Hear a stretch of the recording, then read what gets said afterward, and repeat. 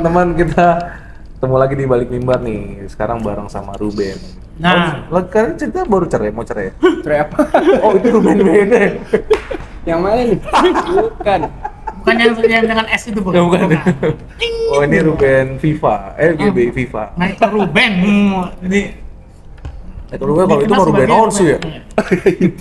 Dikenal sebagai Ruben Viva ya. Iya, Ruben. Paling terkenal. Michael Ruben Viva. Di grup tuh dia selalu thank you guys, pelayanannya hari ini tuh dia selalu WhatsApp gitu tuh. Padahal dia nggak pernah lihat pelayanannya kayak gimana. Jangan salah lu, dia nggak boleh menit kunjungan lu. Iya. Lu hari ini mana? Gue jagain aja bang hari ini, nongkrongin. Berarti emang lu nggak mikir PK ya? Aduh. Dan lepas aja deh, ini balik mimbar. Jadi segala sesuatu yang nggak terlihat di mimbar tuh kita Iya, obrolin iya, sini. betul. Karena semua ini mimbar tuh Tapi settingan. perkenalan dulu dong, masa ada Iya. orang nggak tahu dengan dia. Coba Biasanya kenalin dulu siapa? kalau clickbait kan gitu nggak ada perkenalan. Iya. Coba kenalin dulu. Halo, Guru Ben. Ya aku juga melayani di salah satu gereja di Jakarta. Sebutin aja nama. Namanya apa? Victorious Family gerejanya. Iya. Sebagai musisi Cuman musisi doang. dan sebagai koordinator. Iya. Akhirnya dia jujur. Jadi teman-teman yang mau melayani di Victor's Family, add aja Instagram. Michael Ruben ya. Michael Ruben. Viva ya, nggak pakai Viva Nggak ya. ada. Cukup kembaliannya aja. Oke. Gua ini sebenarnya kalau misalnya buat secara pribadi baru kenal lu berapa minggu ini ya? Iya. Bulanan itu. Tapi ternyata gue pelayanan di FIFA nggak pernah ketemu dia loh. Nggak pernah, serius. Gue nggak pernah sepelayan sama dia. Hah? Iya udah lama kan. Udah lama banget. Banget. Sampai ada anggapan bahwasannya gue musuhan sama Ruben. Orang selalu nanya sama gue, bang, kok gue lihat lu nggak pernah barengan sama Ruben ya? Ruben yang mana ya? Nggak pernah, jadi gue akhirnya yang tadinya gue cuek dengan jadwal, akhirnya gue lihat, iya, Kepo juga nggak pernah ya, gitu dia. Nah, akhirnya kita ketemu di satu gereja, ya di kawasan Gading Serpong ini, malah ketemu di luar. Iya, ketemu di luar ya. Di rumah ya. Ketemu di luar ya. Ketemunya di luar. Nah, habis itu kita ngobrol. Nah, akhirnya tuh ternyata irisannya tuh banyak banget tuh. Irisan pertemuannya ini. Oh, ternyata apa segala macam. Nah, makanya gue juga tertarik. Akhirnya kita, ya udah, dan kita minta Ruben deh untuk sharing untuk kali ini karena selama ini kan kita cuman dari sisi yang tua doang, yang senior. Gue juga tua. Yang senior. Sekarang kita yang mau yang lebih kepada yang generasi yang di bawahnya dikit lah. Gitu. Nah, Ben, sehari-hari kan lu kan kerja sekuler. Kerja sekuler. Kalau boleh tahu apa? Gue punya usaha di media. Media apa? Di media, jadi kayak bikin company profile, terus branding, bikin video, foto, desain, animasi gitu-gitu. Berarti kalau ada yang butuh jasa itu boleh. Berarti FIFA itu buatan lu semua ya? Hampir nggak semua sih, cuman mostly ya buatan gua. Newsnya? Ya buatan tim gua sih sebenarnya. Kalau senior passion? Tim gua. Wow, gitu. Maksudnya gini, jadi FIFA itu punya anak-anak STT, Iya. nah itu buat training. Berarti sebenarnya dia udah menjalankan misi, memuridkan gitu. Wow. Keren banget. Nah, Ben, lu mulai melayani dia dalam bidang musik tuh sejak tahun?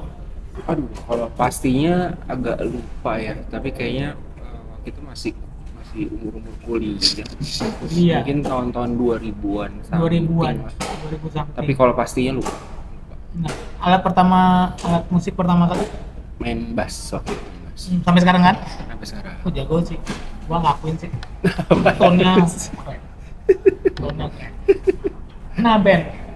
Nah, ketika lu dipercayakan sebagai koordinator, itu karena apakah sebuah kejadian atau lu Kalau jujur? nepotisme.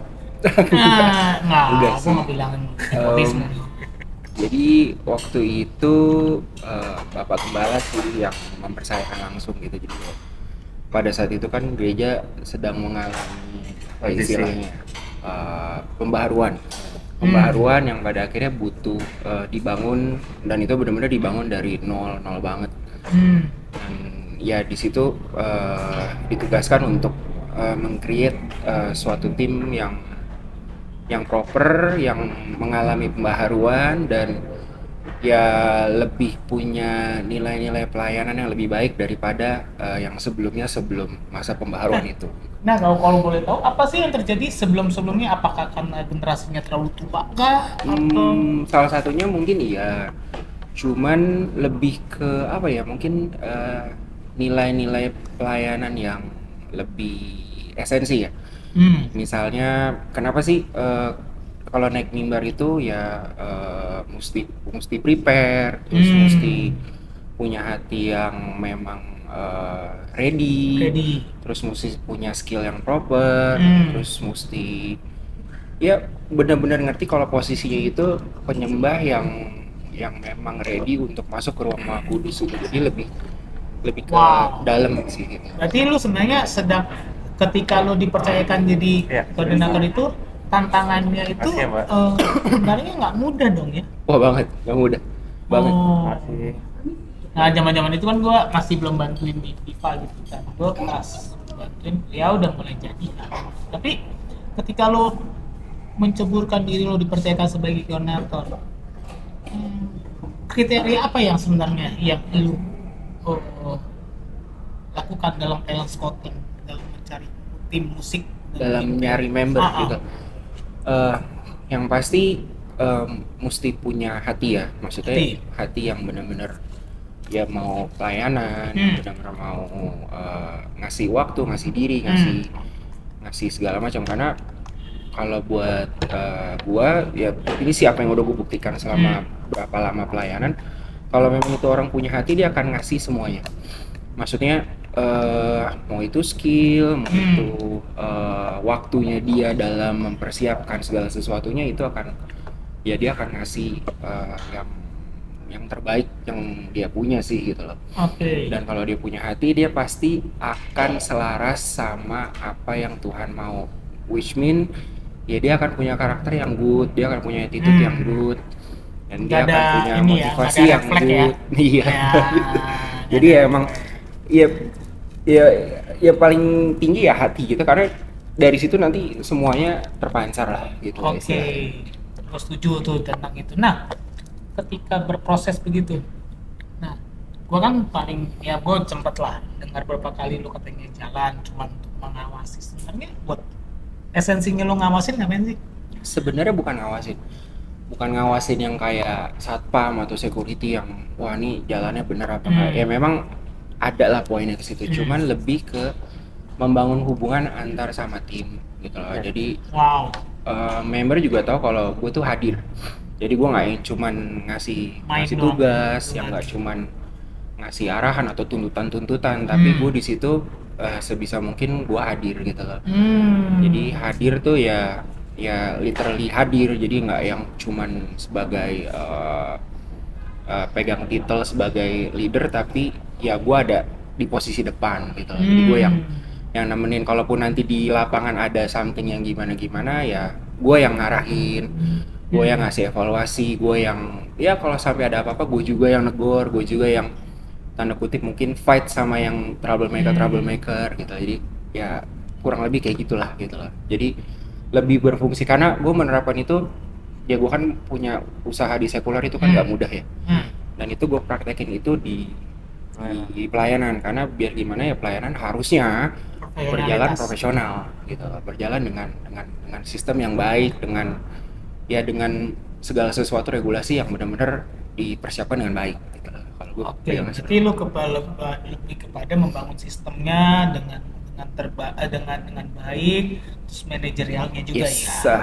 Nah, tapi kadang-kadang gini nggak, menurut lu sendiri ada nggak sih kayak sebuah gap generasi yang lu rasain antara generasi kita nih sama generasi yang di bawah kita nih, yang mengenai hal yang esensi deh. Nomor satu misalnya kayak komitmen, yang kedua ngomongin tentang pentingnya tertanamnya gereja lokal, Lo ngeliat nggak sih pergeseran antar generasi ini nih yang sangat tajam? Tajam banget sih sebenarnya. Hmm. Jadi memang cukup terutama dipaham ya. Ah, Karena kemungkinan kalau kalau kayak generasi kita atau generasi di bawah kita kan informasi udah terbuka lebar banget. Jadi mereka akan compare gitu loh. Kalaupun kita kasih arahan, kita kasih istilahnya kasih poin-poin, mereka akan compare.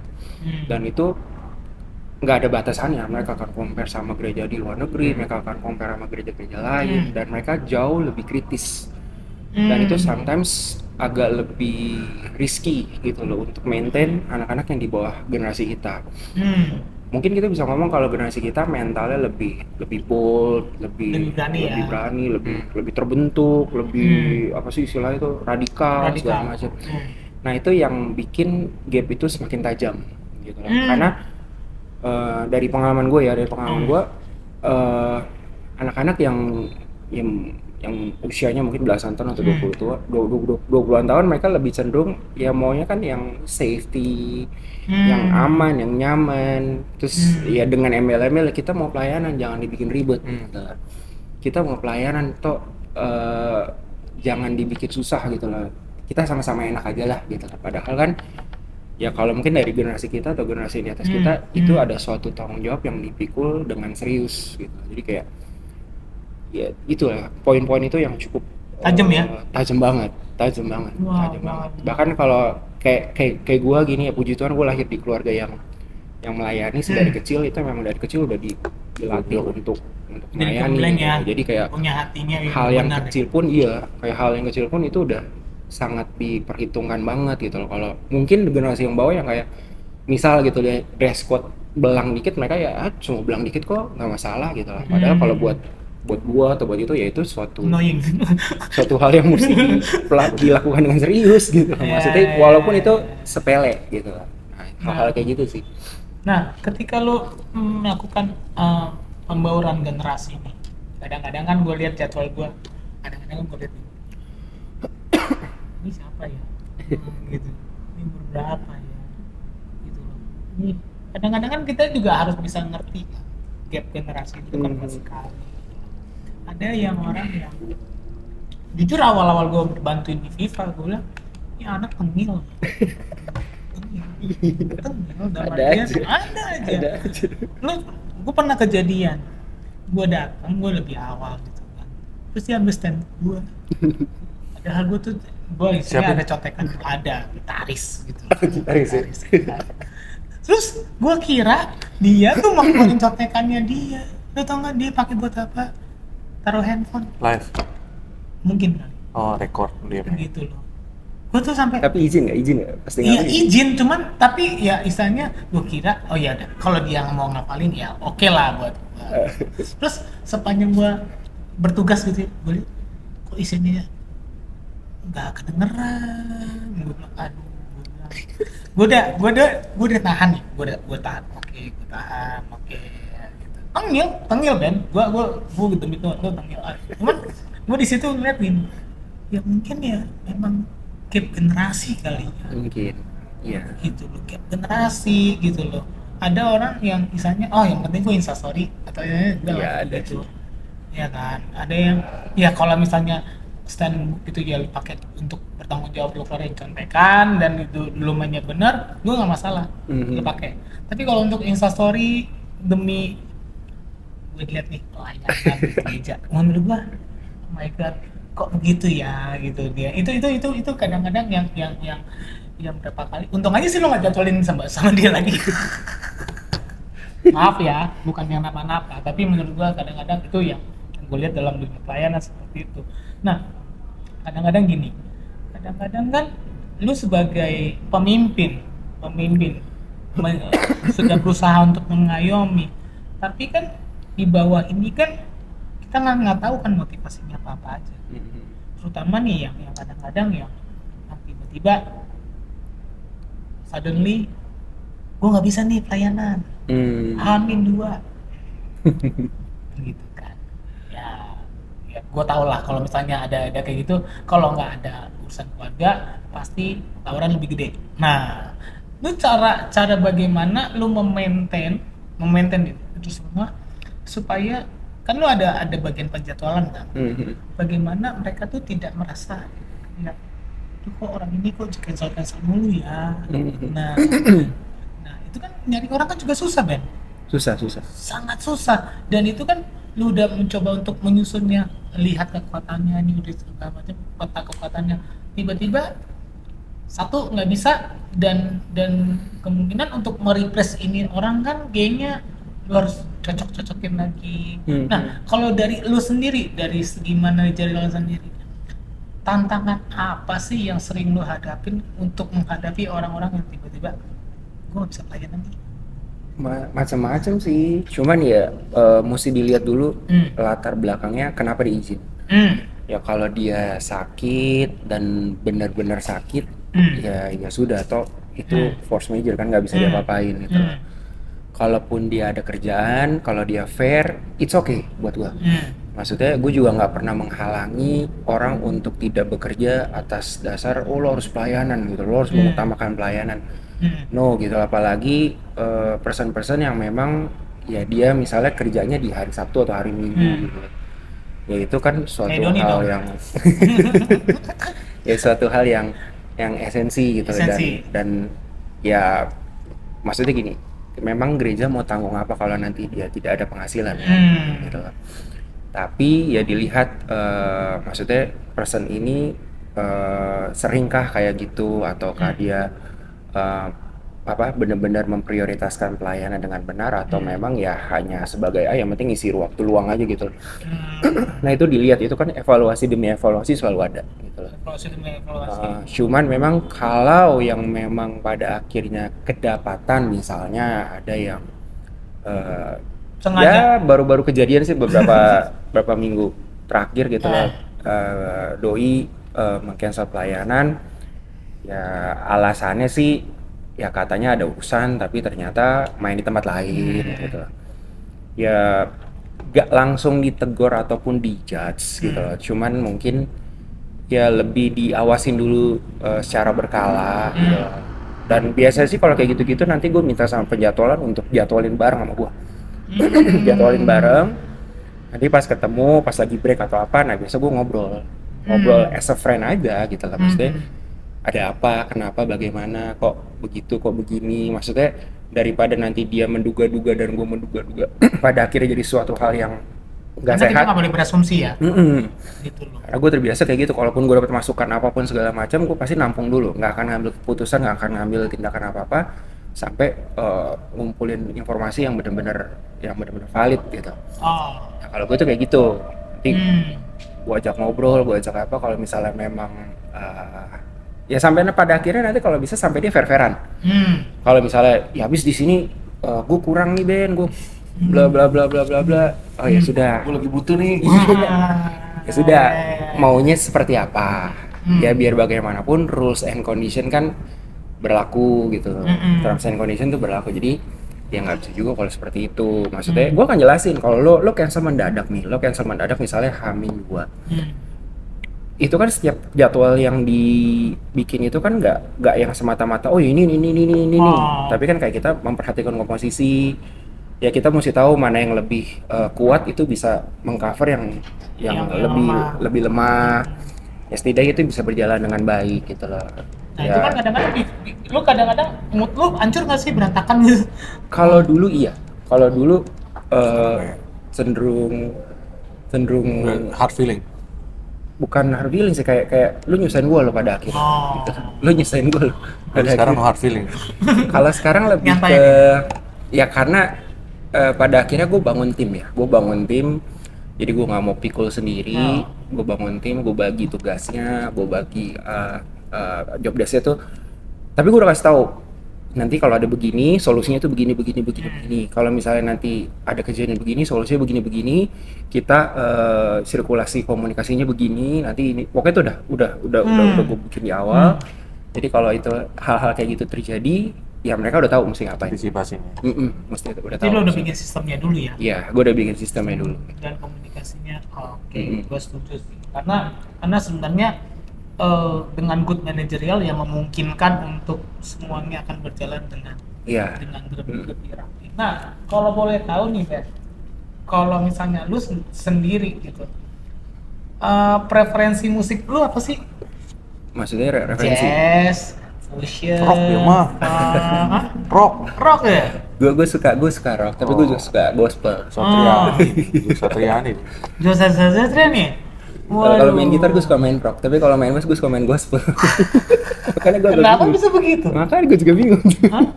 Kalau yang rocknya siapa? Kalau rock gue suka rock klasik sih kayak Joe Satriani, Josa Steve. Satria nih, tonton. Inbanis ya, Inbanis lover. Inbanis lover ya? Iya. Oke, kalau gospel? Kalau gospel ya gue suka James Fortune, James Fortune. terus ya Kirk Franklin, ya Israel gitu-gitu. Apa yang membuat ketertarikan lu dengan musik gospel? Apakah karena bedaki mainnya atau karena apa tuh? Kalau dulu awal suka sama gospel itu karena jujur pas denger gue bingung ini musik apaan kok ribet banget gitu. Karena kan waktu itu musik gospel kalau nggak salah baru tren itu tahun 90-an apa 2000-an lah gitu lah. Pas Kalau Israel musik- masuk tuh ya. Israel. Kalau musik pemberontakan ya. Nah waktu itu kan kayak waktu awal-awal Israel itu kan ya pas masukin songlist, From masuk Africa. songlist tuh kayak wah kayak gereja tuh kayak nolak itu nih musik apa kok bikin susah, bikin nyanyi jadi repot, nggak bisa nyembah lah apalah gitu. Nah itu gue mulai yang ini musik apa sih, karena backgroundnya memang gue suka banget musik rock kan gitu. Nah pas coba dengerin, coba ngulik, coba segala macam, kok ada something yang bikin nyaman gitu, bikin nyaman. Chordnya juga banyak pakai chord extended kan gitu, jadi kayak wah nih kayaknya nggak umum nih Di maksudnya. luar Nurul ya. Iya di luar nurul. Dari sini bisa ke sana, dari sana bisa ke sini. Gitu. Jadi kayak kalau jazz gue nggak begitu suka gitu. Oh. Tapi kalau gospel gue suka. Padahal kan gospel itu kan Turunannya ya, jazz. Turunan dari jazz. Cuman kalau jazz kan kayak apa sih, kayak ya kayak segmented banget ya. Maksudnya bener-bener orang yang suka baru bisa nikmatin gitu lah. Kalau gospel tuh ya istilahnya kalaupun lu nggak ngerti lu bisa goyang. Lu bisa goyang gitu. Tapi ya apakah lu asik aja. dalam mempelajari musik gospel itu lu menginfluenskan juga dalam permainan di gereja atau gimana? Banget. Banget. Jadi kadang-kadang liks-liksnya terus hitungan-hitungannya, singkup-singkupnya, tuti-tutinya tuh karena gue suka. Jadi gue suka tuh pola permainan yang agak rumit. Maksudnya bukan rumit yang gimana, tapi kayak singkup-singkup, tuti-tuti. Nah, tuh gue suka kayak gitu-gitu gue suka. Oh, oke. Nah, sebenarnya selera musiknya wow, luar biasa tuh. Makanya jadi MD. MD kan gitu Makanya kan. jadi koordinator. Nah, kan gini loh. Tapi kan kalau misalnya kita relate dengan gereja lokal yang ada di FIFA itu kan jujur nih. Kan skillnya beda-beda. Nah, itu yang gue bilang tadi. Skillnya beda-beda. Skillnya beda-beda dengan musik backgroundnya beda-beda.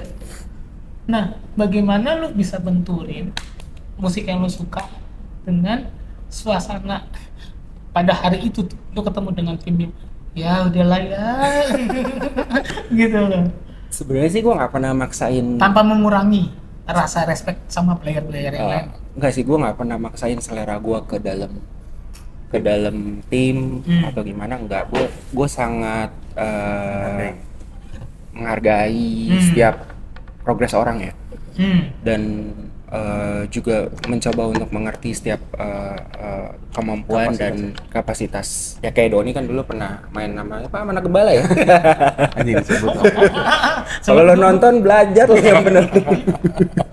Iya. Ya maksudnya kayak hal-hal kayak gitu ya tetap mesti dipahami gitu. Oh, ini dia kapasitasnya Tapi gini. gue gak pernah ngeluh kan?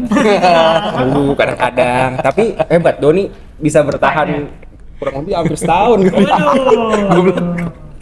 4L ya, lu lagi. Nggak, Itu maksudnya- sebelum ada Moses atau udah ada Moses? Belum. Lu ada Moses? Lu sebelum ada Moses. Pas belum ada Moses. Jadi maksudnya kayak event nih ya kita buka lah gitu lah. Nih ada anak dari pemimpin gitu lah yang memang kapasitasnya kurang gitu lah. Tapi ya di situ bukan suatu iseng-iseng doang, kayak misalnya waktu itu gue titipin dia ke Doni. ya di timnya Doni kan ada Doni, ada Sandy, ada Diki lumayan juga tuh. gitu lah. Jadi ya bisa dibilang ya ini member-member yang yang bisa dipercaya lah untuk ini. Nah itu bukan suatu iseng-iseng doang nih, ani biarin mau biar pusing nih Doni tiap minggu nih main sama dia nih, nggak gitu. Maksudnya itu salah satu cara gue untuk biar 3 orang ini ngedrive Ngajarin. ini anak Ya. untuk dia bisa berkembang. Iya. Walaupun gue tahu 3 orang ini pasti akan teriritasi banget. Gue inget banget, gue inget kamarnya dulu kita bikin kayak 3-1 gitu, itu 3 yang senior, 1 junior. Ya. Gitu dia, 3-1 gitu dia. Atau 2-1. Jadi ngikut tuh ya? Ngikut. Mm-mm. Tujuannya untuk ngangkat. Iya. Nah, cuman kalau udah diangkat tapi nggak berhasil gimana respon lu? Ini masih jadian? Masih kembali ke pada orangnya nggak? Macam-macam sih. Kalau yang kasus yang tadi nih anak Oh. ini nih dia berprogres tapi ya maaf sangat Lambat. lambat. Gitu. Dia berprogres Pura-pura. tapi pasti lambat banget Oh. gitu. Tapi ada yang memang benar-benar stuck. Stop. Nah kalau yang stuck banget, misalnya kayak udah sekitar 2 tahun di jadwal kok nggak berkembang, itu biasanya Terlalu nanti tempo ya. macam-macam. Variasi Iya, bulan. macam-macam. Kayak gue tahu. Itu biasanya nanti gue ajak ngobrol langsung. Gue ajak ngobrol langsung, dan itu gue nggak yang cuman bak bibu ataupun langsung kasih keputusan, tapi gue menyampaikan isi hati gue pribadi gitu loh. Gue sebagai ya maksudnya yang mengkoordinir melihat perkembangan yang under gue tuh seperti apa, dan gue juga memfasilitasi setiap orang-orang yang komplain gitu loh. Kayak gue kalau setiap main sama dia gue nggak bisa ngeflow nih Ben, flow, aduh groove gue jadi rusak nih. Nah itu gue fasilitasi. Itu laporannya juga lo terima kayak gitu juga? Gue terima. Tapi nggak semata-mata dalam bentuk judgement gitu loh. Nanti gue akan puterin nih, terutama di posisi-posisi wilayah yang ada live streaming kan enak. Nih ya, lu tuh mainnya kayak gini nih. Nih. Jadi menurut lo gimana? Tapi lu panggil itu 4 mata gitu? Biasanya pas dijadwalin bareng. Oh, Misalnya pas setelah ibadah ngobrol, makan ngobrol, gue bawa ke geser. Gue bawa ke pinggir. Oh nggak dia suruh asistennya telepon gitu kan? Gue bawa ke pinggir atau ngobrol aja, kita ngobrol gitu. Berarti musuh lu banyak loh ya? Dada aja lah. Dada aja lah. Pokoknya pemimpin model kayak gitu yang selalu aja dibikin tetap aja rupanya salah. Karena pemimpin begitu kan? Iya itu udah resiko lah gitu lah. Jadi emang udah nggak terlalu dipusingin lah kalau kayak gitu. Nah, lu kan pegang berapa cabang? Dua. Nah, dua. Kenapa lu nggak pegang semua sih? Nah, itu dia. Sebenarnya itu sudah dibagi Diwacanakan. sama Bapak Gembala sendiri. Jadi memang sudah dibagi seperti itu. Kalau dulu banget itu 1% megang seluruh cabang. Oh. Nah, entah kenapa sebelum gue balik lagi, sebelum gue masuk lagi, ya pembagiannya sudah seperti itu. Berarti lu pernah cabut? Dulu gue di gereja ini sebelum ganti nama udah dari kecil. Oke. Gue dari kecil, ya ini cerita dikit ya. Ah. Jadi waktu itu mungkin sekitar tahun 2000-an, 2007 atau 2008 itu gue Vakum. bukan vakum, karena gue ngerasa pada saat itu gue nggak berkembang. Oh. Ya maaf gitu ya, maksudnya gue ngeliat PW kayak berjalan ala kadarnya, kayak songlist dikasih 5 menit atau 10 menit sebelum dia udah mulai. Terus Kayak waktu itu dong planning. makanya gue kayak kok begini sih? Tapi ya udah, maksudnya kan menghormati budaya di situ gitu. Jadi maksudnya kayak gitu, terus kayak ya kalau ada salah-salah di panggung, kalau ada salah-salah di mimbar itu kayak suatu hal yang biasa aja gitu, kayak ya gue tadi salah gitu, ya gue tadi ini. Ya di situ gue ada hati kecil gue yang cukup berontak dengan keras gitu, karena menurut gue ya harusnya kalau lo nyanyi buat Tuhan lo nggak begini gitu loh. Lo maksudnya lo kalau dipanggil sama wali kota atau gubernur lo pasti akan all out gila-gilaan gitu. Masa nggak ada persiapan sama sekali? Sedangkan lo nyanyi dibuat person yang punya hidup mati lo gitu. Nah itu gue kayak nggak bener nih kayak gini nih. Maksudnya gue nggak yang aduh ini kayaknya nggak bisa deh kayak gini gitu loh. Jadi nggak ada masalah sama sekali, gue juga nggak bikin kasus, nggak bikin apa, tapi gue keluar baik-baik untuk ya untuk memperlengkapi gue gitu loh. Maksudnya karena gue kesaksian dikit ya, maksudnya dibalik cerita ini kesaksian dikit. Gue sampai umur 18 tahun itu 18-19 tahun itu gue talentless. Gue nggak punya talenta sama sekali. Dan gue di situ waktu itu juga penyakitan, jadi gue ngerasa kayak ya hidup tuh kayak gak guna gitu loh. Maksudnya kayak gue ngeliat orang-orang ngeband, orang-orang main futsal, main basket, ya gue nggak bisa apa-apa. Jadi gue cuma di pojokan nonton gitu loh. Dan ya dari sisi keluarga gue juga tidak ada yang mempush untuk oh bakatmu apa gitu loh, oh kesini diarahin gini, nggak sama sekali. Jadi kayak ngerasa gue ya ini gue ngapain hidup ya kayak gini. Terus juga di situ ya gue juga nggak ngerasa gue yang berprestasi di akademik gitu loh. Jadi emang udah full nothing gitu loh. Sampai suatu ketika gue yang gue nggak mau kayak gini gitu lama. Dan gue tuh bener-bener yang gue tahu gitu loh dalam keterbatasan pengetahuan pada saat itu, yang bisa ngasih skill itu Tuhan. Iya. Jadi gue deketin Tuhan, gue baca Amsal. Mungkin kalau angkatan kita kalau mau pinter baca Amsal, ya kan gue baca Amsal, wah sampai puluhan kali tuh, puluhan kali baca. Ya tidak semerta-merta tiba-tiba langsung punya kemampuan gitu loh, tapi itu bertahap. And yes, itu dikabulkan. Dikabulkan sampai sekarang segala macam itu dikabulkan. Jadi itu suatu hal yang sebagai apa sih, kayak gue punya tanggung jawab nih, gue udah dikasih, ya gue harus kembalikan dengan benar dan dengan sebaik-baiknya gitu lah. Nah waktu itu yang bikin gue pada akhirnya gue akan nggak bisa berkembang kalau gue tetap di sini.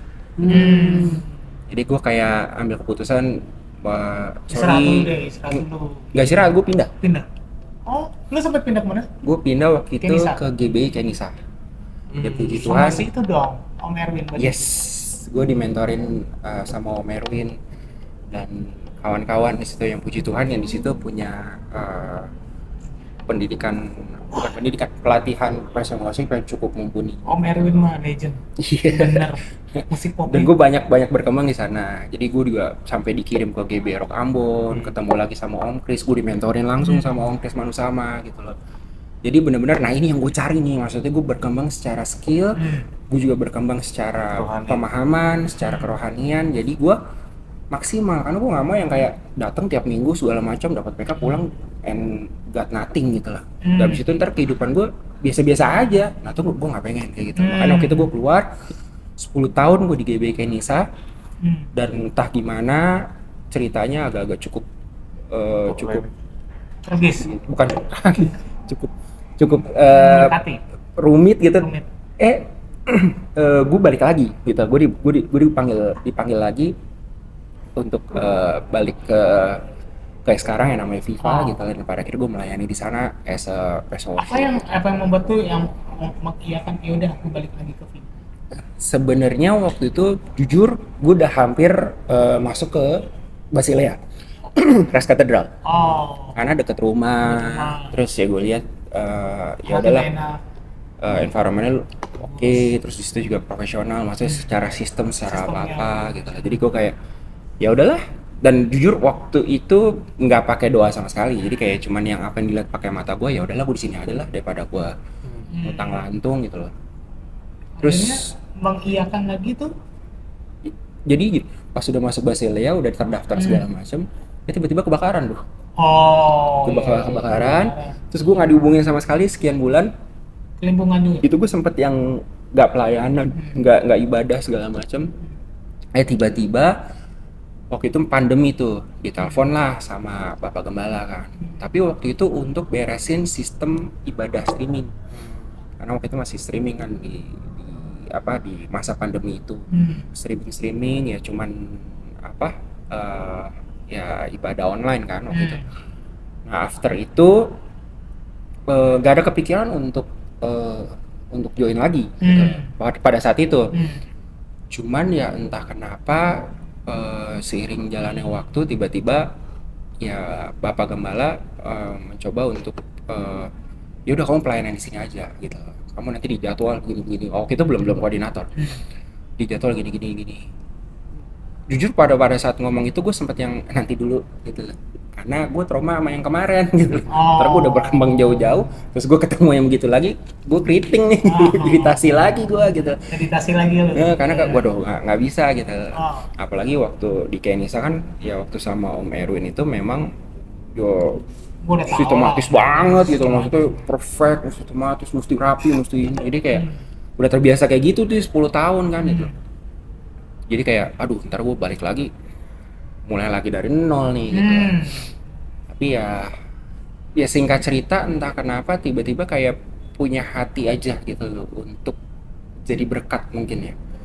Jadi mungkin pas gue balik lagi gue nggak mengambil sesuatu tapi gue harus menabur sesuatu di sini, Wow. di tanah yang mungkin gersang gitu ya, yang mungkin gersang tapi gue harus mengupayakan biar ya tanah itu juga setidaknya merasakan apa ya, kebaikan Tuhan, bisa Jadi bisa lo bisa dalam bertumbuh proses gitu. kembali itu lo kayak ibaratnya suruh ngebajakin lagi. Iya, mungkin Supaya kurang lebih gembur. seperti itu.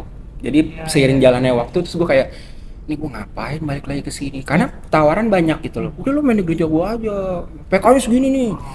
Ntar, Iya, iya, langsung ntar. sebutin lagi ya. Udah lu sama gua aja. Lu ngapain sih di situ? Udah lu sini aja, lu sini aja. Tuh udah banyak banget gitu loh, kayak.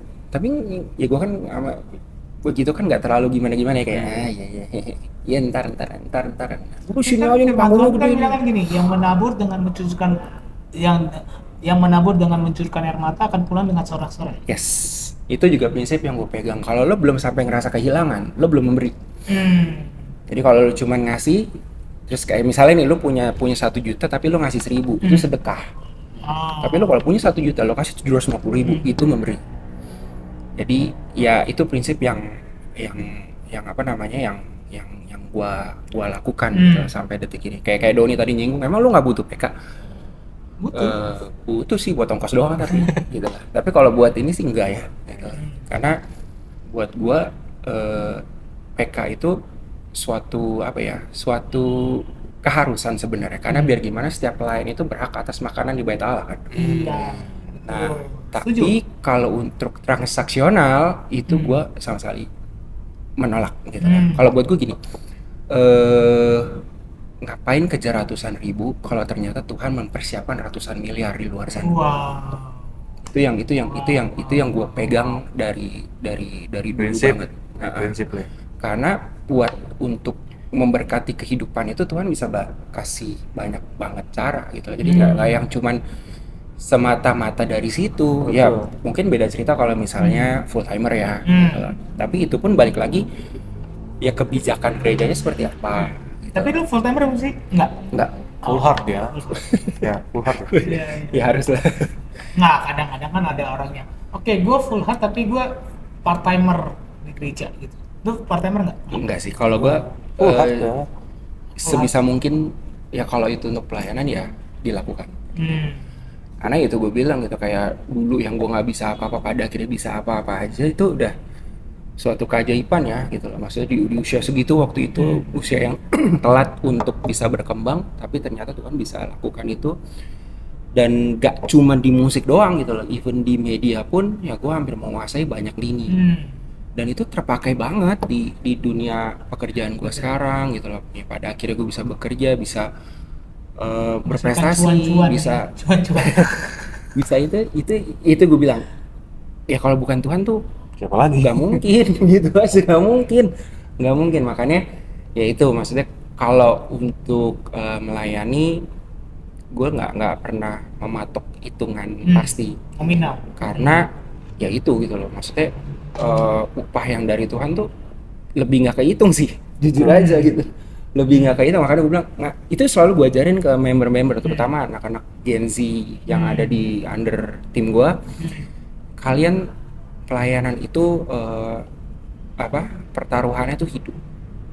Maksudnya gini, kalian mungkin akan capek bangun pagi, kalian akan capek ngulik, kalian akan capek mempersiapkan ini itu segala macam, mungkin dress code ini itu segala macam, terus dengan tuntutan yang ada pada saat di atas mimbar segala macam. Tapi hal itu tidak kembali sia-sia kalau kalian lakukan dengan benar.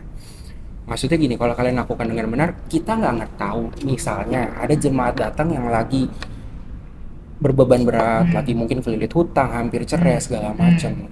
Who knows dari apa yang kalian lakukan, karena kalian berusaha ngasih yang terbaik, kalian lakukan, dia terberkati, dan mungkin dia tadinya mau bunuh diri jadi nggak jadi, atau mungkin tadinya dia mau cerai tapi nggak jadi. Kita nggak tahu, karena kita kan cuma instrumen ya. Iya. Jadi Tuhan bisa pakai apa aja. Nah itu yang selalu gue tanemin. Makanya motivasi itu penting banget gitu. Motivasi itu penting banget, karena itu yang akan Tuhan nilai gitu loh. Maksudnya gini, kalau kita sama bos gitu loh. Kayak sama bos, yaelah kalau ada bawahan ngejilat kita tahu gitu loh dia ada Iya, maunya. tahu. Nah, Motivasi masalahnya kan ya. Tuhan tahu isi hati paling dalam nih. Jadi gimana nih kita ngakalinnya gimana nih?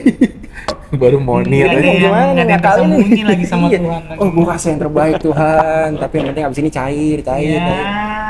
Jadi kayak ya, gimana gitu ngakalinnya tuh gimana? Jujur nih Ben, gue waktu itu kan ada temen yang pernah pelayanan di FIFA gitu. Jujur dia ngomong sama gue, kalau di FIFA mah rekannya Betul. gue jujur sih ya, gue udah sampai tahap yang dimana gue bantu pelayanan tuh karena happy aja. Happy nih, kita terkonek nih, ketemu sama orang apa segala macam. Nah, mungkin kali ya di beberapa orang-orang yang pelayanan sama gue termasuk orang yang setiap gue ada pelayanan, gue bawa kopi, nah gitu kan, gue beliin kadang-kadang. Nah, Vena tahu tuh, Tania tahu itu semua. Thank you. Ya, karena gini, karena bagi gue sendiri, ketika gue melakukan sesuatu yang mungkin kecil nih buat gue, tapi kan gue bisa melihat mereka tuh bisa terbuka ngomong. Kadang-kadang small talk itu matters. Oh banget. Small talk tuh itu matters banget. Terus kadang-kadang bisa bikin mood tim tuh jadi better lah. Iya, banget. Gitu lah. Nah, itu yang kadang-kadang yang gua treatment buat tim yang waktu itu terjadwal sama gua. Sehingga gini, yang tadinya datang dengan urat sarafnya udah makin gitu kan, ya udah gue bilang ya udahlah minum kopi dulu lah ya, urat-uratnya itu dilemes-lemesin dulu gitu loh. Nah, cuman yang gua melihat begini, kalau ngomongin tentang PK memang kecil, tapi ada hal yang di luar daripada itu. Gue lihat sebenarnya sih, gue lihat yang salah satu yang value gue adalah keakraban. Yes, emang itu ini bangun. Akrab. Emang itu Gitu. ini bangun. Kita bisa bocor loh, gitu. Bocor ya ngomong. Ini udah selesai nih pelayanan nih. Udah selesai betul. Makan nasi padang ya, kemarin makan nasi padang. Belum mau pulang. Iya, itu bisa sejam 2 jam. Iya, belum mau pulang, belum mau bubar. Sampai akhirnya salah satu misalnya, udah gue jalannya, baru tuh. Iya. Kalau nggak bisa sampai sore kali Don. Kemarin kejadian di Robinson, di setengah 2. Kok nggak ada yang mau jalan gitu loh, nggak ada yang bergerak sama sekali. Semua lagi pada udah selesai makan, ngobrol aja. Gini. Kayaknya salah satu nilai yang gue pelajarin dari gue bantu di FIFA. Mungkin itu juga sebenarnya dari elunya juga kali ya. Lu kan doyan ngobrol ya. Lumayan. Kan itu kan Lumayan. tercermin tuh dari pemimpinnya. Kalau pemimpinnya doyan ngobrol, doyan komunikasi, kelihatan tuh ke bawahnya. Apakah lu orangnya seperti itu? Iya, gue seneng. Ya itu gue bilang, kalaupun gue misalnya gue bukan sidak ya, apa sih istilahnya, mengunjungi Inspeksi ya? QC, Quality control.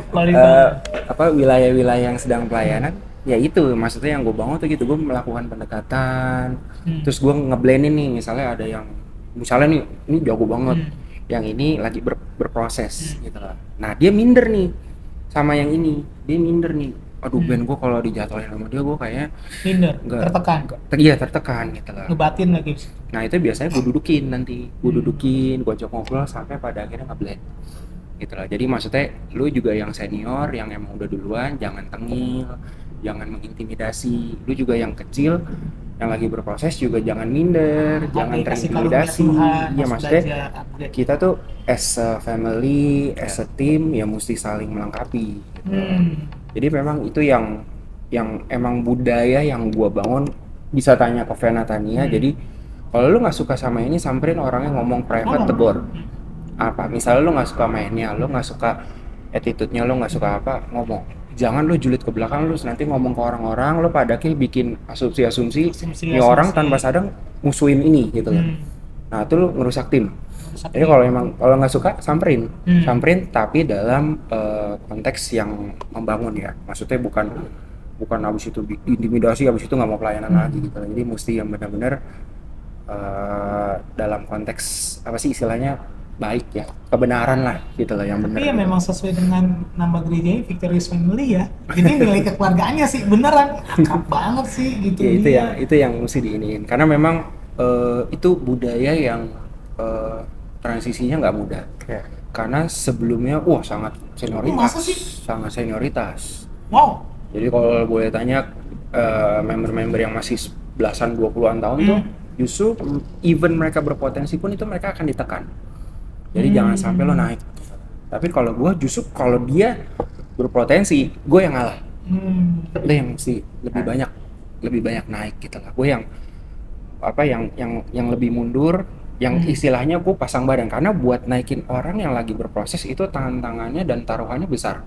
Kalau dia salah, kalau dia nanti belepetan, kalau dia apalagi kena konten sama pekerja, itulah pekerja jemaat segala macam. Nah itu gue yang masang badan. Jadi gue yang istilahnya gue push dia untuk berkembang, tapi gue juga mesti kasih dia safe zone. Gue kalaupun naik, gue ada yang backup gitu loh. Gue juga nggak akan dijudge, gue nggak akan di macam-macamin. Jadi gue ngerasa gue akan bertumbuh di sini gitu loh. Berarti dia punya karunia pendampingan lu. Gila, mendampingin orang dan ngorbitin orang tuh ya. Wow, itu benar-benar yang sesuai dari relate yang waktu kita ngomong sama kata ya, melaksanakan fungsi memanusiakan manusia. Iya, itu benar. Itu loh. Jadi gereja itu harus bisa berfungsi sebagai tempat untuk memanusiakan manusia. Gitu. Kalau lo hanya mau kejar PK doang, mendingan lo kerja di luar aja gitu kan. Mendingan kerja di luar. Mendingan kerja di luar aja. Be fair gitu. Iya, fair. Dan itu sebenarnya nilai yang hilang saat ini dalam kehidupan berjemaat dan kehidupan komunitas di gereja. Karena mau pelayanan pasti otaknya nomor satu adalah bukan carilah dahulu kerajaan Allah, carilah cuan sebanyak-banyaknya. Benar loh, itu pergeserannya sangat dan itu realita yang terjadi saat ini gitu. Lo jadwal lo diperdagangkan. Gini, misalnya saat di suka dapat nih, Bang lo mau nggak nih pelayanan di ini jam segini langsung disebut PK-nya sekian. Sering tegur gitu. PK-nya sekian. Gue pernah ya, gue jujur nih Bang. Waktu itu gue di FIFA, gue udah dijadwal gitu kan. FIFA 2 kali, sama ini sekali. Ketutup. Enggak, yang ini 2 kalinya gitu. Okay. Cuman gue bilang, enggak lah, gue harus bayar komitmen. Gue bilang sama orangnya, gue lempar sama orangnya. Terus dia bilang gini, kayak komplain gitu, Bang gue kira buat lu yang mau ngambil. Enggak, gue dari FIFA. Memang secara nominalnya tergiur, sangat tergiur. Lumayan ya, 1 kali doang, nggak perlu capek-capek gitu kan. Cuman gue lihat gini, kalau kita berani untuk misalnya tuh menanggalkan dagingnya, ini kita akan lihat bahwasannya Tuhan pelihara kan ya. Banget.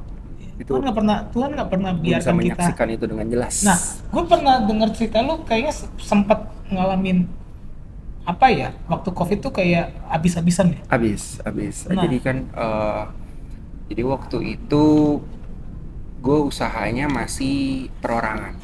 Jadi belum bentuk badan usaha kayak sekarang. Kalau sekarang kan gue bentuk PT. Jadi waktu itu ya dengan segala kemurahan Tuhan, even itu perorangan dan gue juga nggak ada koneksi, gue nggak ada background pendidikan yang gue lulus dari universitas ternama atau apapun, tapi pada saat itu aja Tuhan udah buktiin ya dia bisa berkarya tuh luar biasa aja gitu lah. Jadi waktu itu gue ngerjain proyek sampai sekarang masih berjalan jadi BUMN terbesar di Indonesia. Wow. Itu gue kerjakan pada saat itu gitu loh, pada saat itu sampai sekarang. Nah ya itu sih sebenarnya proses buat gue juga gitu loh, karena waktu itu kan ya nggak berpikir panjang, maksudnya mental pengusahanya belum kebangun, jadi kayak masih dapat uang belanja ini itulah gitu. Berarti dengan segala yang terjadi ini mengajarkan lu lebih bertanggung jawab. Ya, lebih bertanggung jawab. Nah pada saat COVID, otomatis semua BUMN hold uangnya kan. Diharap Jadi, semua. diharap semua. Jadi itu sekitar 2 tahun 3 tahun ya Habis. nggak ada proyek sama sekali. Oh. Nggak ada proyek sama sekali dan pada akhirnya ya habis-habisan. Oh. Tapi nggak pernah kelaparan gitu. Karena di samping itu gue juga ngajar musik kan. Gue ngajar musik dan anehnya dari sekian banyak murid gue itu yang absen gara-gara COVID, maksudnya mundur gitu dari gara COVID itu paling cuma 10%. Sisanya bertahan even online. Jadi penghasilan bulanan gue tuh tercukupi. Maksudnya gue yang bukan habis-habisan tuh bukan berarti habis itu gue nggak bisa makan atau apa, enggak gitu. Berarti ketika lo melewatinya, lo nggak pernah menyaksikan bahwasannya Tuhan tetap pelihara lo. Oh banget. Dan Tuhan mencukupkan. Banget. Maksudnya even dalam keadaan yang ya I'm sorry gitu loh kalau misalnya ada kalimat yang kurang enak. Temen gue sampai jualin barang ini itu segala macem, sampai ngirit makan. Maaf gitu ya, gue tiap hari makan enak bro. Iya, pada saat COVID gue tiap hari makan enak, for sure gitu. Maksudnya ya bukan dari penghasilan gue yang tetap ada, tapi ya ada aja yang ngirim makanan ke rumah, ada aja yang ngajak makan gitu, ada aja yang pokoknya Tuhan buka berkat dari mana aja lah ya. Itu benar. Dan setelah COVID selesai itu selesai. Oh. Jadi kayak ya udah balik normal lagi. Balik normal sendiri lagi. Normal lagi. Jadi itu memang benar yang ya itu gue bilang gitu. Maksudnya kalau kita melayani dengan benar, ya kan masalah itu gue bilang tadi. Kita nggak bisa bohongin Tuhan. Motivasinya gitu lu ya. Nggak usah tengil-tengil dah di atas panggung so-soan atau apa. Nothing, even ya maaf ya, even lu pada akhirnya lu mendapatkan exposure, mendapatkan PK yang besar, apa-apa. Tapi kalau yang di atas itu nggak serak sama lo, kelar hidup lo. Tinggal tunggu waktu, tunggu momen, nah tiba-tiba jedar gitu lah. Nah, itu yang gue hindari karena bukan punya pemahaman. Itu ada di Alkitab. Cuman satu yang Tuhan compare, yaitu Mammon. Lu mau bertuhan sama dia atau sama gua? Cuma dia doang. Iya. Jadi gue nggak pernah banget tuh yang kayak apalagi di bait Allah ya. Iya. Jadi kayak soalnya yang gue tahu nih di Alkitab juga tertulis orang yang nyolong makanan di bait Allah mati semua. Mati semua. Iya. Mau itu anak-anak imam kan? Mau itu siapa? Jangankan itu persembahan lo colong aja kayak Anania Safira cuma 50%. Sisanya tetap dikasih. Mati. Bumi hangus. Jadi daripada nih gue kenapa gitu, maksudnya as a human, as a logic thinking yang simple, maksudnya pribadi yang gue layanin ini punya kuasa absolut. Jadi daripada gue nyari macem-macem, mending udah gue ikutin rulesnya aja. Dia maunya apa gue ikutin. Dan terbukti gitu loh, maksudnya sampai detik ini, yes hidup gue nggak pernah ngalamin penurunan. Kalaupun itu kesannya stuck, itu dipersiapkan untuk naik lagi.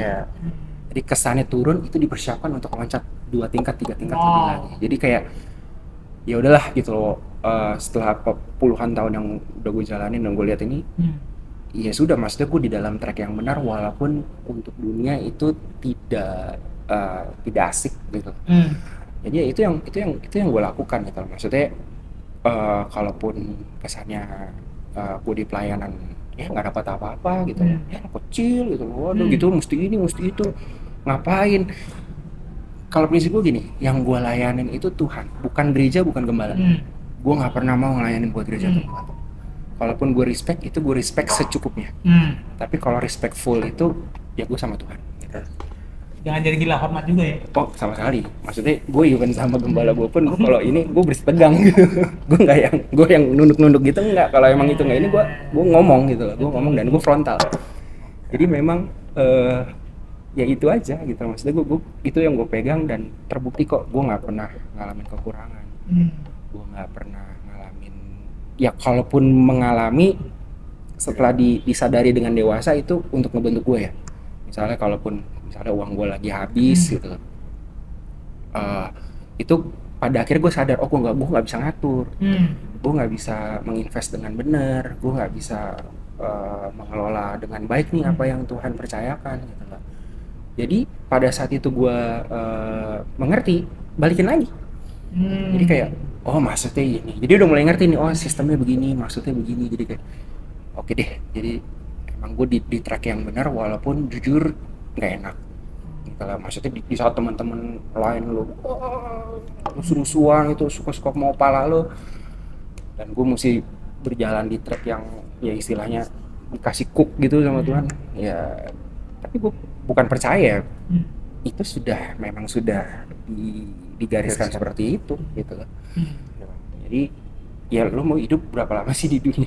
Paling top 70, betul 80. Itu taruhannya eternity ya kan, taruhannya eternity. Jadi emang nggak sebanding gitu. Lu mendingan dari sekian puluh tahun itu yang dikasih jatah lo, lalu siapin itu untuk nanti eternity yang for sure lo bakal nikmatin.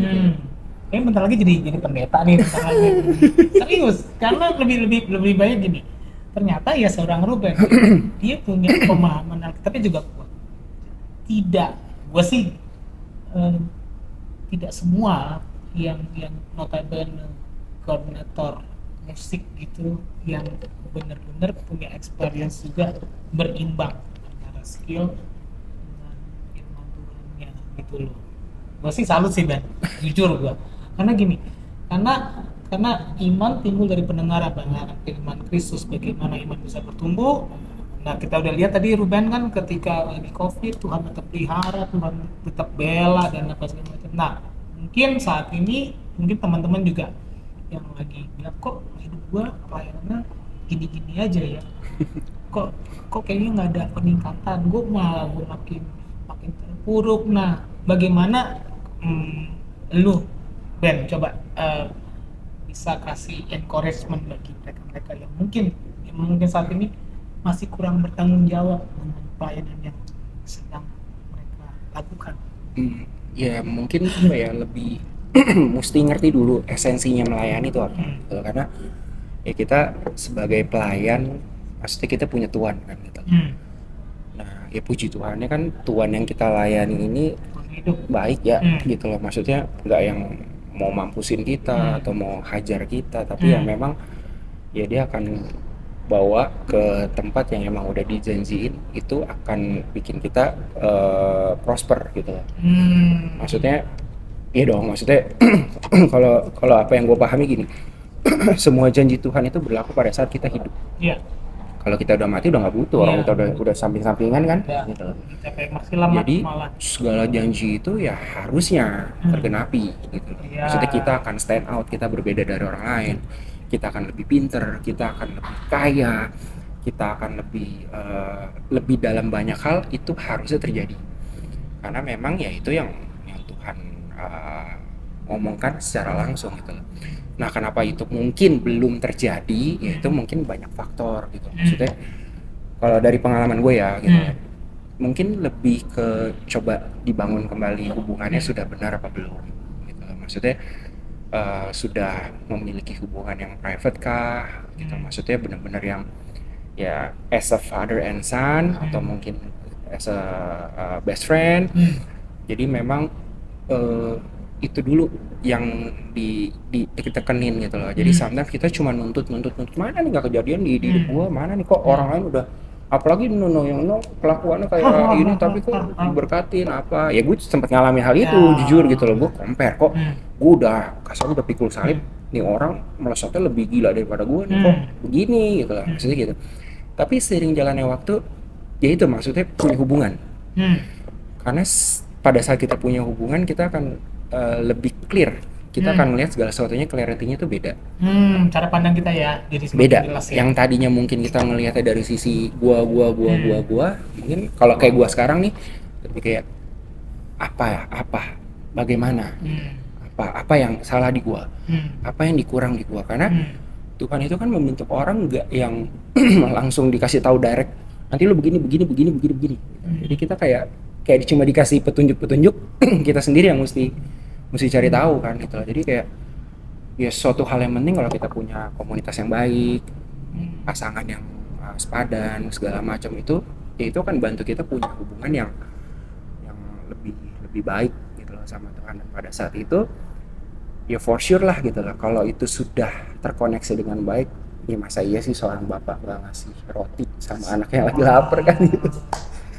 gitu Dia sih. ini daging dulu firman Tuhan semua Iya, ya. Udah dapetin dan hati. itu Wow. gue nggak cuma ngomong, nggak cuma sepak-sepik yang gue udah ngalamin gitu. Gue udah ngalamin even sampai detik ini gue bisa sampai sekarang pun itu ya ampun, gue kalau nengok ke belakang nggak mungkin lah gue nyampe ke titik sekarang itu, gue nggak mungkin gitu. Maksudnya dalam pelayanan, dalam pekerjaan, dalam pemahaman segala macam itu suatu hal yang nggak mungkin, tapi Berarti ya jangan cuma hanya sebagai penonton. gitu Tapi ada. kadang-kadang kan orangnya cuma pengennya nonton, tapi nanti cemburu sama orang. Kok Tuhan dia ngalamin ya, kok gue Iya, ya. gitu. Jadilah pelaku. Iya gitu, firman. karena take a step itu berat gitu, Iya. kayak gue mulai ya gue dari kecil udah dengar firman, udah dicekokin ini itu, tapi kan balik lagi semua kan keputusan di dalam. Lebih choice. Jadi pada saat gue oke lah gue lakuin ini, berarti gue deal-dealan langsung sama Tuhan. Gue yang oke nih gue lakuin ini, oke gue pelayanan serius, gue kerja nggak dirty, maksudnya nggak ada suap-suapan atau segala macam, karena ya Hitam putih-putih. karena gue cukup berat ya, gue kerja bareng sama pemerintah. Mereka. Jadi gue mesti clear, gue mesti ini, terus gue mesti jaga kekudusan gitu. Itu ya jujur gue cukup, waduh, metal gitu. Maksudnya masa lalu gue juga masalah ini nih, waduh. Tapi puji Tuhan ya sampai detik ini ya Tuhan arahin, Tuhan mampukan gitu. Dan mulai dikasih kesanggupan gitu loh untuk bisa ngelakuin itu. Tapi lo pernah ngalamin namanya khawatir nggak sih tentang hari esok? Hari esok sih pasti khawatir ya. Maksudnya as a human bohong lah, nggak khawatir. Cuman gue udah di tahap yang ya kalaupun gue mati gue udah dijamin gitu. Karena ya gue sedari gue kecil pun gue ngalamin hampir kematian itu udah berkali-kali. Jadi pada saat itu makanya gue bilang gue sampai sekarang tuh, kalau bisa gue sampai sekarang itu udah benar anugerah. Jadi kalaupun nanti Tuhan ambil gue kapanpun, ya setidaknya bukan mudah-mudahan, harus gue dalam keadaan yang emang dalam posisi yang berhubungan dengan baik gitu loh. Jadi gue pengen make sure eternity gue aman gitu. Makanya ya itu gue bilang selama gue hidup ya udah apa yang mesti gue lakukan ya gue lakukan aja gitu. Walaupun nih ngomong gampang gitu, tapi di sini sama di sini kan kadang-kadang gitu. perang. Iya lo ngomong gitu loh, wah kalau melayani ya apalagi di gereja gitu lo harus dalam kekudusan, kalau nggak kudus nggak usah pelayanan. Siapa sih kita yang nggak bisa benar-benar kudus, siapa sih gitu. Tapi itu gue berusaha banget. Kadang-kadang aja baru bangun tidur, gue udah bangun kok, banyak selamat bangun kan. Itu aja. Jadi itu cukup sulit ya. Dosa. Iya, makanya Bener kayak kan? gitu. Udah bangun nih. Cukup sulit gitu. Jadi yang ngomongnya gampang tapi ya mesti diusahakan. Nah kan maksudnya kan hal-hal itu yang dinilai Tuhan kan. Lo effort, lo serius, lo ngasih korban nih. Nah itu udah bentuk persembahan kan. Iya. Gitu. Apalagi sampai pada akhirnya karakter lo berubah. Gitu. Kalau mungkin gue berkaca gue sekarang sama gue, maksudnya di dunia pelayanan ya, gue sekarang sama gue pelayanan 15-20 tahun lalu, wah gila, gue dulu pelayanan kalau nggak buat PK sama buat cari gebetan sama cewek bro. Iya. Udah gitu doang. Jadi pokoknya Jadi dua hal ya, Wah, kata musisi itu kalau nggak cari gebetan, yang kedua adalah TK.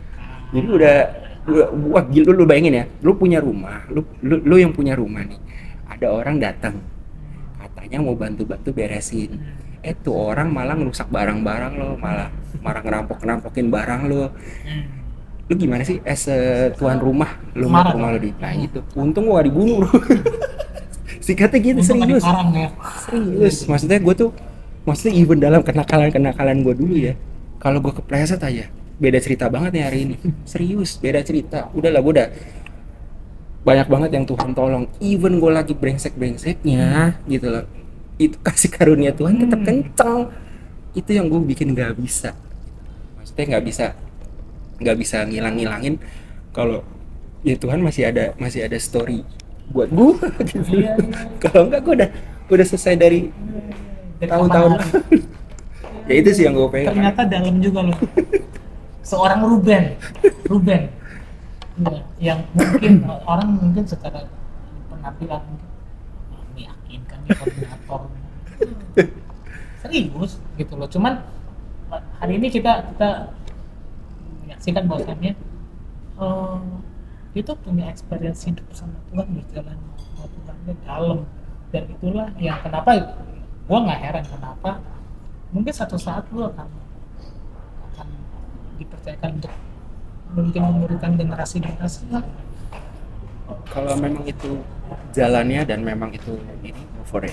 Iya dong, iya dong. Harus. Karena yang sebenarnya yang sedang dilakukan saat ini sebenarnya adalah program pemuritan mentoring untuk member yang ada di GBIV itu, tim PW itu kan sebenarnya kalau gini, kalau lu nggak jalanin pakai hati lu pasti uring-uringan Wah, banget.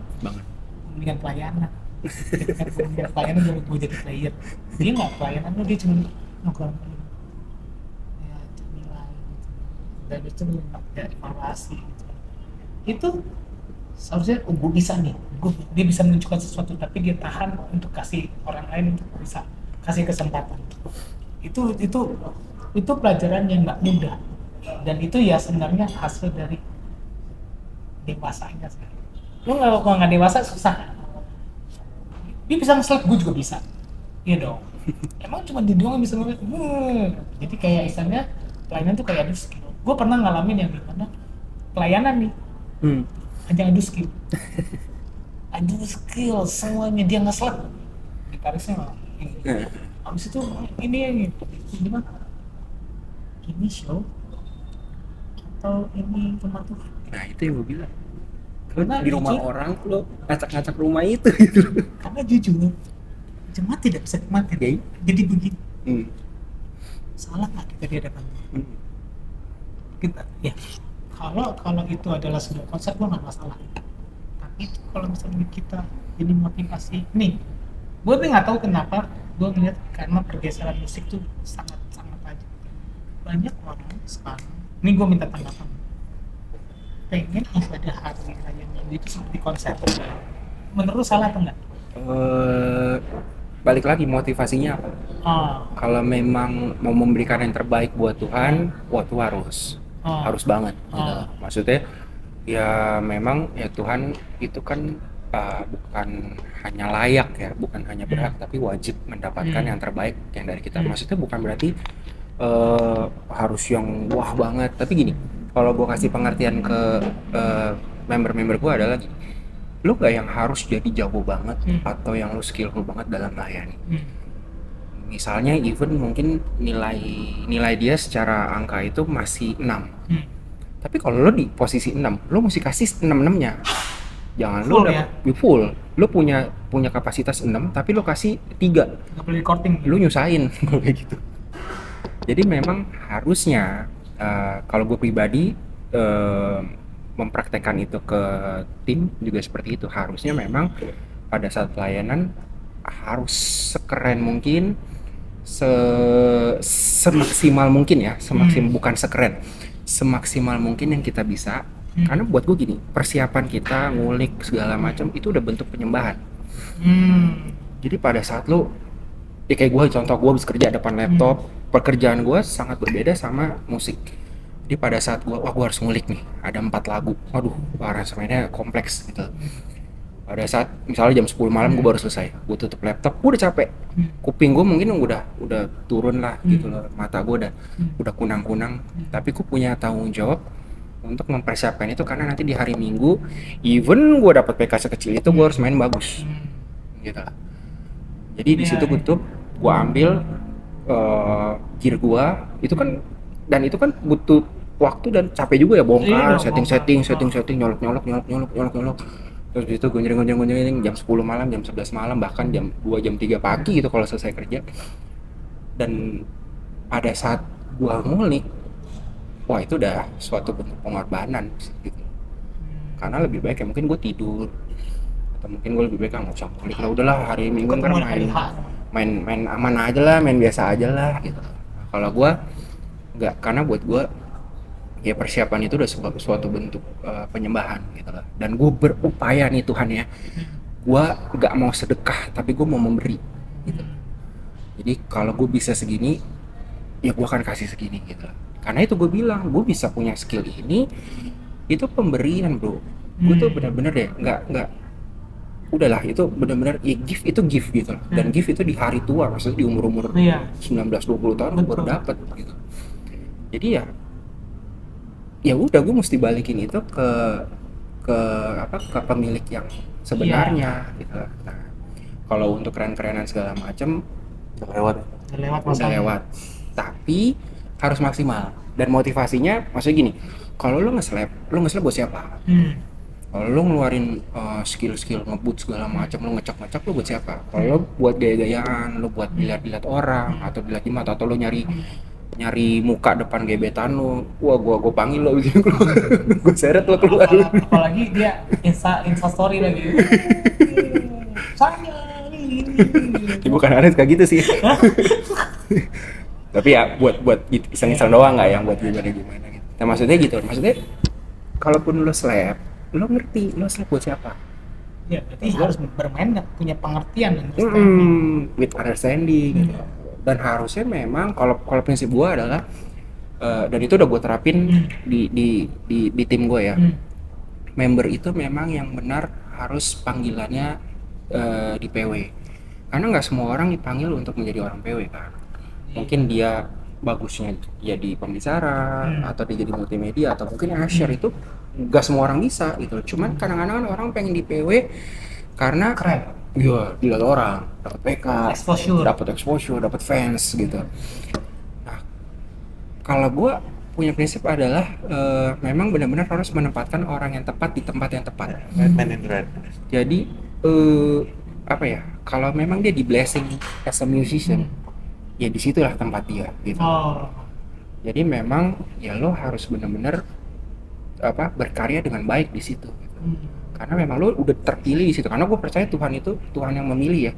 Karena banyak yang dipanggil, sedikit yang dipilih kan. Berarti intinya sebenarnya yang buat anggap adalah lo melayani harus punya tanggung jawab, dan kemudian ketika Tuhan percayakan waktu yang ada, ketika Tuhan kasih kesempatan, lo harus gunakan waktu itu dengan yang maksimal mungkin. Harus. Karena tiba waktunya, ya pelayanan itu kan ya milik Tuhan. Mungkin Tuhan udah kasih generasi yang lainnya nih.